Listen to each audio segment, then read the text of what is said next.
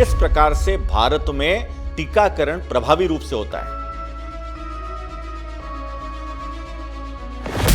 और उन सब के बारे में लिख के रखा है इन्हीं अंग्रेजों ने, अंग्रेजों के सारे डॉक्यूमेंट्स के आधार पर लगभग 100-150 वर्षों के पुस्तकों की, गैजेट्स की उन्होंने छानबीन की, उसके आधार पर लिखी गई ये बुक है। कितनी अद्भुत इकोसिस्टम हमारे पुरखों ने तैयार की थी। हमारे पुरखे बहुत होशियार थे। उन्होंने ये सारी परंपराओं के साथ इस प्रकार की एक सिस्टम तैयार की कि महामारियों से हम लड़ सके। इस प्रकार के हमारी संस्कृति के, हमारी ज्ञान परंपरा से संबंधित वीडियो देखने के लिए इस चैनल को सब्सक्राइब अवश्य करें और आई बटन को क्लिक अवश्य करें। नमस्कार। वैक्सीन का हम सबके जीवन में बहुत महत्वपूर्ण स्थान है और विशेषतः कोरोना के समय में हमने वैक्सीन के महत्व को बहुत अच्छे से जाना है। वैक्सीन वॉर यह मूवी भी हम में से बहुतों ने देखी होगी। हम जब गूगल करते हैं तो वैक्सीन की खोज किसने की, ऐसा प्रश्न पूछने पर उत्तर आता है वैक्सीन की खोज या डॉक्टर एडवर्ड जेनर ने सन 1796 में की, 1796। लेकिन क्या यह सच है? धर्मपाल जी एक बहुत बड़े गांधीवादी विचारक हो गए। अनेक पुस्तकें उन्होंने लिखी है। उनकी एक पुस्तक है 18वीं सदी में भारत में विज्ञान।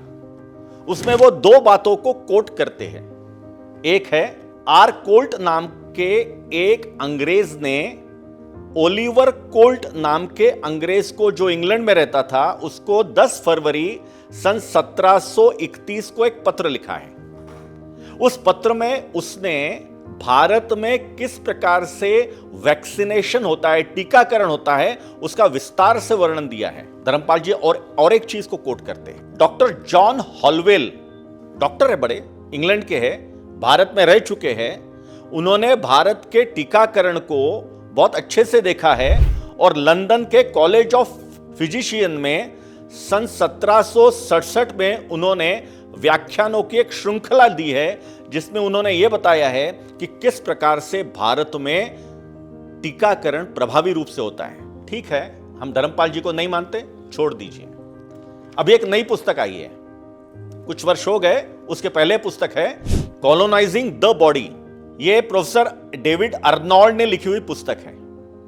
उन्होंने जब अंग्रेज भारत में आए और प्लासी का युद्ध जीतने के बाद बंगाल पे उन्होंने अपना नियंत्रण रखा, उसके बाद से लेकर तो अगले कुछ वर्षों तक भारत में जो उन्होंने लिख के रखा है, उस समय के गैजेट्स है, उन सब की उन्होंने छानबीन की। लगभग 100-150 वर्षों के पुस्तकों की, रिकॉर्ड्स की, गैजेट्स की उन्होंने छानबीन की। उसके आधार पर लिखी गई यह बुक है कॉलोनाइजिंग द बॉडी।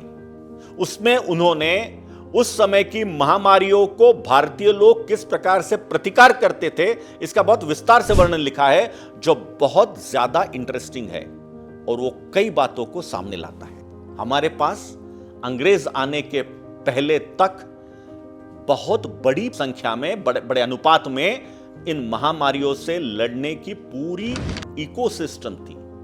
जी हां, हमारे पास इकोसिस्टम थी। वो कैसी इकोसिस्टम थी, इन सब लोगों ने जो लिख के रखा है वो ये था कि चैत्र के मास में जब कोपले फूटती है, वही समय होता है कि इस प्रकार की महामारियों के आने का, विशेषकर चेचक जिसे कहते हैं, चिकन पॉक्स जिसे कहते हैं, वो चेचक की महामारी को रोकने के लिए उस समय की क्या व्यवस्था थी, उसका वर्णन है। तो चैत्र के महीने में गुरु गद्दी से कुछ लोग हर गांव में आते थे। ये गुरु गद्दी क्या थी?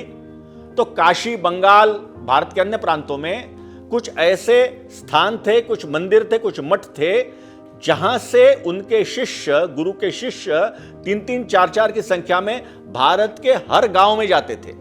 गांव में जाकर वो 3 से लेकर 15 वर्ष तक के ऐसे लड़कों को की संख्या देखते थे, ऐसे लड़कों को पूछते थे जिनको अभी तक चेचक नहीं हुआ है। उनको उनके हाथ पर वो थोड़ा कुरेशते थे, थोड़ा खून आए इतना, और उस पर उनके पास रुई के फावों में वह अपने गुरुगद्दी से लाते थे, उस चीज को मलते थे। मलने के बाद उनके माता पिता को वो कहते थे कि आपका बालक या बालिका इसमें शीतला माई का प्रवेश हुआ है, शीतला माई का संचार हुआ है। अगले 10-12 दिन तक इसे थोड़ी तकलीफ होगी, थोड़ा पथ्य का, परहेज का इसको खाना देना है, और आखिरी दिन यानी 10 दिन के बाद या कहीं 14 दिन के बाद इसको नीम के पत्तों से भरे हुए पानी में नहलाकर शीतला माई के सामने दही भात का नैवेद्य रखना है, दही चावल का, और उसके बाद यह मुक्त हो जाएगा। इसके बाद इस बालक या बालिका पर कभी भी जीवन में शीतला माता का प्रकोप नहीं होगा, देवी का प्रकोप नहीं होगा, यह पूर्ण मुक्त हो जाएगा। और फिर ये लोग जिन बालकों को यह सब लगाया था, 3-4 दिन के बाद उन्हीं के पास आकर उनके जो छोटे छोटे फोड़े आते थे, वो लगाने के कारण वो फोड़ों से कुछ मवाद निकलता था, उसको फोड़ों को फोड़ते थे, मवाद को रुई के फांव में लेते थे, चांदी के तार में लपेटकर एक बक्से में रख देते थे और वो बक्सा गुरु गद्दी में पहुंचाते थे। अगले वर्ष उसी बक्से से वो जो रुई के फांव में लपेटा हुआ था, उसी को दूसरे किसी बालक या बालिका के अपने हाथ पर लगाते थे। यह था वैक्सीनेशन का प्रोग्राम। शीतला देवी के बारे में बहुत पुराणों में भी वर्णन मिलता है। स्कंद पुराण में शीतला देवी के नाम से शीतलाष्टकम लिखा है, उसमें शीतला देवी का वर्णन है। वंदेहम शीतलाम देवी रासभस्ताम दिगंबराम मार्जनी कलशोपेताम सुरपालंकृतमस्तकाम। मार्जन यानी झाड़ू।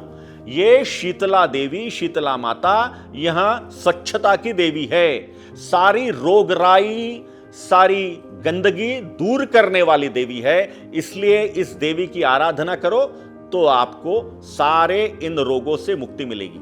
कितनी अद्भुत इकोसिस्टम हमारे पुरखों ने तैयार की थी, और उन सब के बारे में लिख के रखा है इन्हीं अंग्रेजों ने, अंग्रेजों के सारे डॉक्यूमेंट्स के आधार पर। और इसीलिए उसी से प्रेरणा लेकर हॉलवेल के जो लेक्चर सीरीज चली इंग्लैंड में, उससे बहुत ज्यादा जन जागरण हुआ।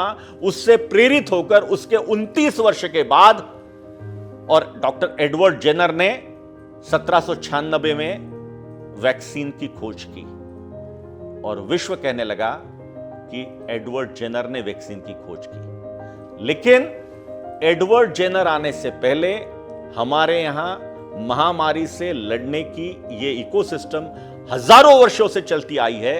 उसके बारे में अनेक लोगों ने लिख के रखा है, हमारे पुराणों में भी इसका वर्णन है। हमारे पुरखे बहुत होशियार थे, उन्होंने ये सारी परंपराओं के साथ इस प्रकार की एक सिस्टम तैयार की कि महामारियों से हम लड़ सके। हम अभागे ये कहते रहे कि ये सारा वैक्सीन, सारी खोज, सारी कल्पना तो बाहर से आई है। इसलिए हम हमारे मूलाधार को पहचानें। धन्यवाद।